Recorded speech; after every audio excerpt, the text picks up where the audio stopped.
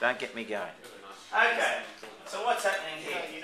Now, this particular diagram here you're going to need to be familiar with, and I'll explain it in a little bit, but right now, right at the start, here's an idea. You can have molecules that are linear in shape. They can, if they've got, they can go trigonal planar, so like a triangle, or bent, that's a water molecule, will do that, or tetrahedral, trigonal pyramidal, or once again bent but in a different way. So that's a water molecule, that one isn't, my bad. That one's the water molecule because oxygen has two lone pairs. So what is the driving force of this shape? This is called, well, 3D shapes of covalent molecules. Key learning intentions, molecules are 3D in shape, and that gives them certain properties. Like, for example, you've heard that water, maybe in year 7, you took a rod or even a plastic pen, you gave it a little bit of electric charge, and you put it near a stream of water, and the water bent. So cool. Yeah? And the reason why the water bends is because of the 3D shape the water molecules form. The water molecules have a charge, a slight positive charge and a slight negative charge on different ends.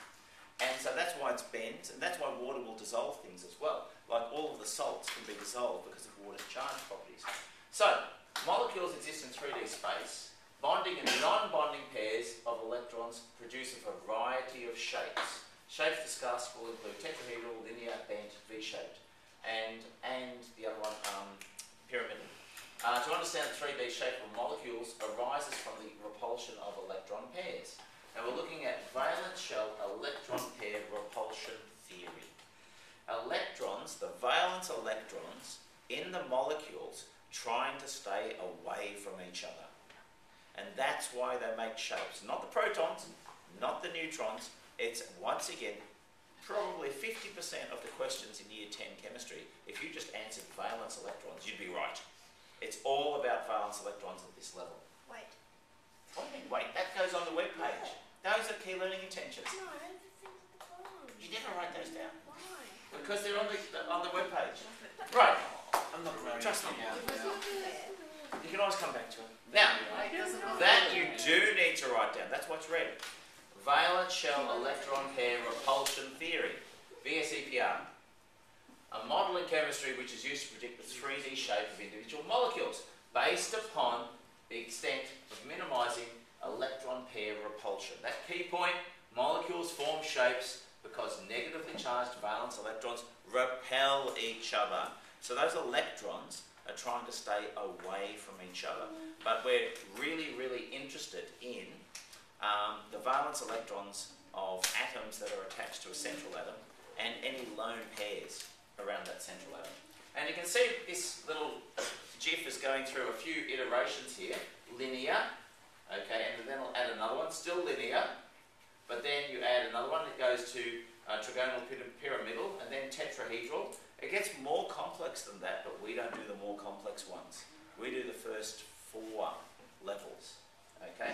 There are 2 methods for determining the shape which molecules will form, and I, before lunch, deleted the second one because it's not as good as the first one, and so we'll just run with the first one. Okay. Now, can I change? No. Okay. Long story short, electron repulsion, valence electron repulsion, forces molecules to form shapes.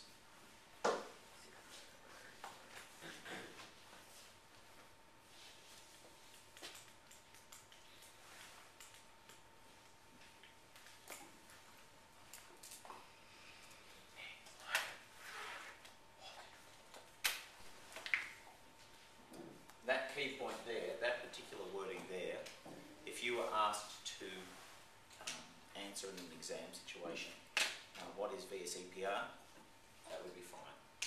Right there. Okay.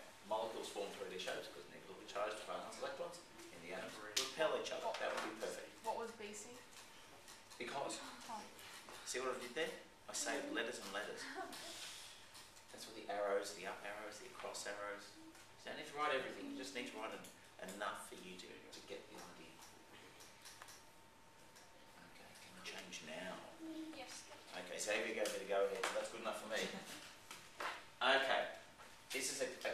slide, I will get a little C symbol up there for a cram card. Okay. Here is how you determine shape. Locate the central atom. How do you know which one the central atom is? The one which makes the most bonds. So if you're in group 1 and 7 have only one bond, because they only need to share one electron to get one electron. Group 4, 4 bonds. So that's carbon, silicon.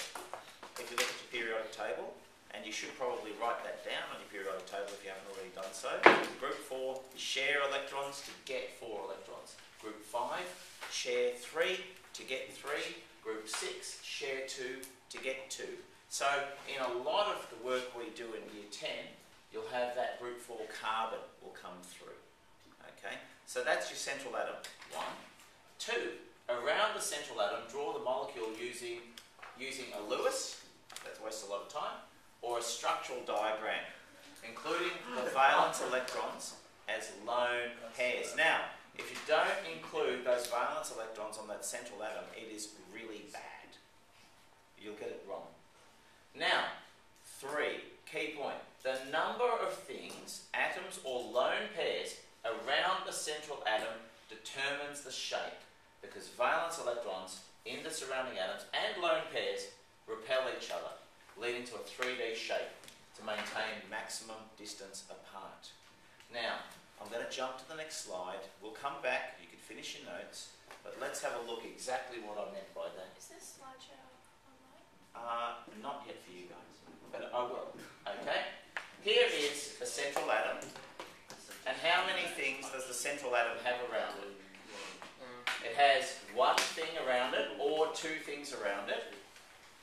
Are there any lone pairs around this central atom? So, you could have, it has one thing around it, no lone pairs on it, or 2 things either side of it, no lone pairs on it. You get a linear shape. These are the rules of our game. Now, that's a total of 1 or 2. 1 or 2 things. Here's 3 things. Now, central atom, does it have any lone pairs? No, it has 0 lone pairs. It has 3 things around it. 0 lone pairs, 3 things around it. For 3 plus 0 is 3.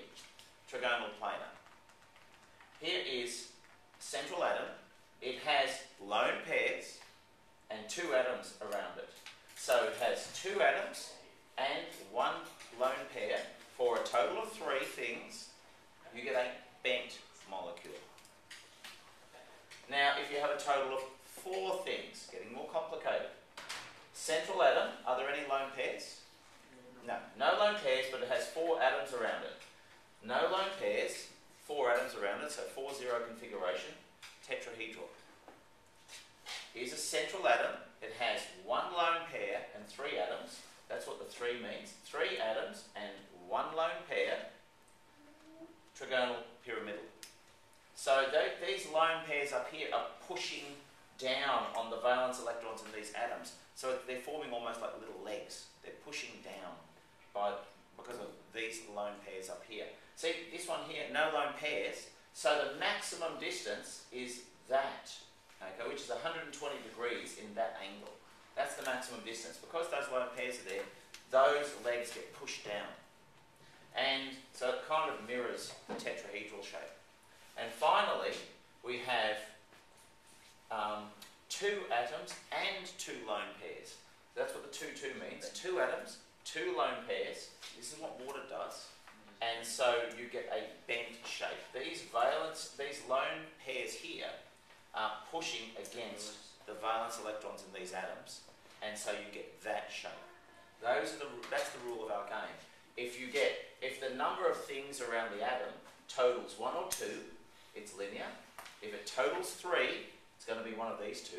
If it totals 4, it's going to be one of these 3. And it's one of these things we just have to practice it a little bit to get this right. So let's go back to the previous slide and we'll have a look at this example. Okay. Carbon dioxide. Which is the central atom? The carbon. Why? It's in group 4. It wants to share 4 to get 4. So we put carbon at the centre. Each oxygen wants to share 2 to get 2.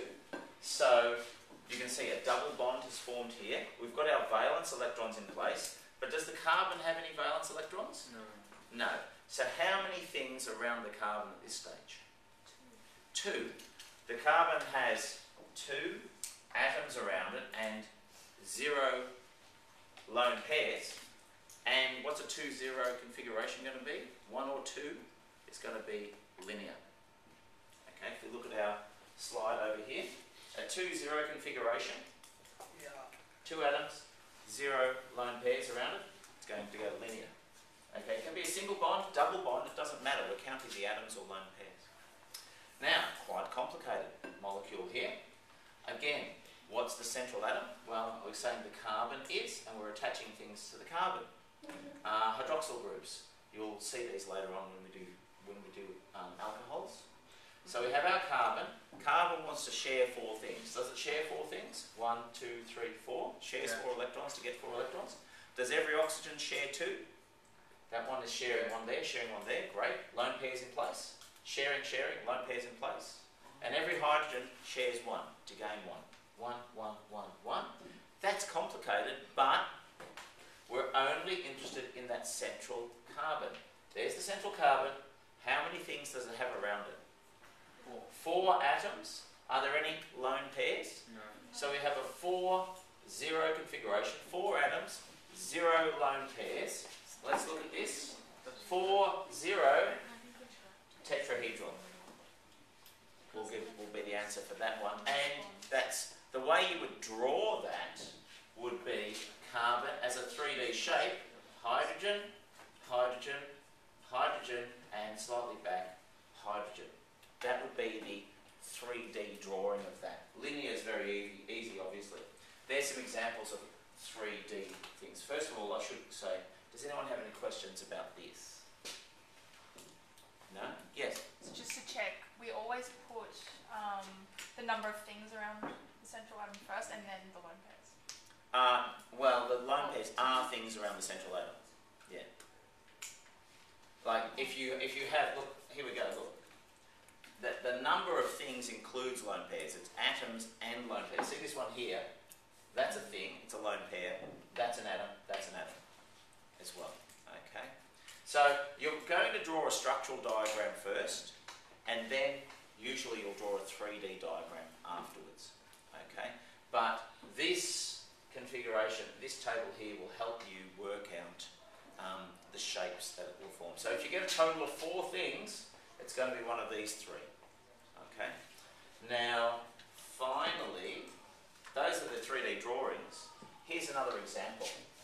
Nitrogen is in group 5. It shares 3 electrons to get 3 electrons. And so nitrogen is going to be our central atom. And you can see our nitrogen here. And in each case, the nitrogen is the black dots. It's sharing 1 electron to get an electron shared with it. How many things are around the nitrogen?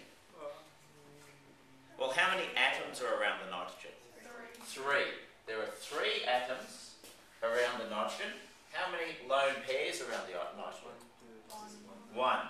So 3 plus 1 is 4. It's going to be one of those bottom examples. And if you look at that, 3 atoms plus 1 lone pair is trigonal pyramidal, is the shape.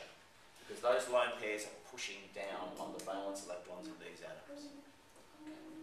Now, and that's what it has there, trigonal pyramidal. Okay?